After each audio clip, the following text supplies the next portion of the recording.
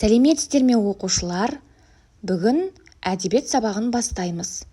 Ахмет Байтұрсыновтың егіннің бастары мысалының соңғы сабағын өтетін боламыз. Оқулықтарыңыз бен дәптерлеріңізді ашып, күннің жадымен тақырыпты жазыңыздар. Бүгінгі сабақтың оқу мақсаттары: шығармадағы тілдік бейнелеу, суреттеу құралдарының мағынасын ашу. Әдеби шығармадағы екі нәрсені салыстыра суреттеулер мен қарама-қарсы суреттеулерді табу. Ендеше біздің бағалау критерийлеріміз шығармадағы тілдік бейнелеу, суреттеу құралдарының мағынасын ашады және шығармадан салыстыра суреттеулер мен қарама-қарсы суреттеулерді табады.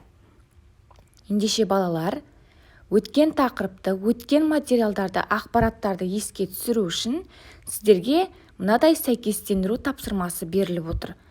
Жылдар мен оқиғалар деп аталады. Яғни, қай жылы қандай оқиға болғандығын сәйкестендірулеріңіз керек. Егіннің бастары мысалын қайтадан есімізге түсіреміз. Оқулықтың 88-ші бетін ашып, тағы бір мысалды оқып шығайық.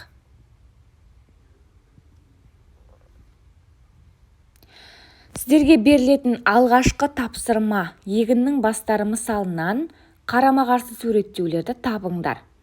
Яғни бұл тапсырманы орындау үшін сіздер мынадай қадамдарда орындауларыңыз керек. А тапсырмасы: мысалдан, яғни өлеңнен, дәні бар бидай мен шикі бидайдың әрекетін қарама-қарсы суреттеген шумақты анықтаңыздар. Яғни өлеңмен, мысалмен жұмыс жасайсыздар. Оқып отырған кезде дәні бар бидай мен шикі бидайдың әрекеттері бір-бірімен қарама-қарсы жазылып тұрған шумақты анықтап дәптерлеріңізге жазасыздар. Екінші ә тапсырмасы: дәні бар бидай мен шикі бидайды салыстырыңдар. Яғни, сіздердің алдарыңызда Вен диаграммасы беріліп тұр. Сол жаққа дәні бар бидайдың ерекшеліктерін жазасыздар, айырмашылығын. Оң жаққа шикі бидайдың айырмашылығын жазасыздар. Ортасына екі бидайдың ұқсас жақтарын жазасыздар. Мысалы, дәні бар бидайдың шикі бидайдан айырмашылығы: оның басында дәні бар, ал шикі бидайдың басында ешқандай дәні жоқ. Дәл осы сияқты әрекетіндегі, бойындағы қасиетіндегі ерекшеліктерді, екі бидайға тән айырмашылықтарды екі жаққа жазасыздар. Ортасына ұқсастықтарды жазасыздар. Мысалы, ең бірінші ұқсастығы: бұл екеуі де дәнді дақылға жатады.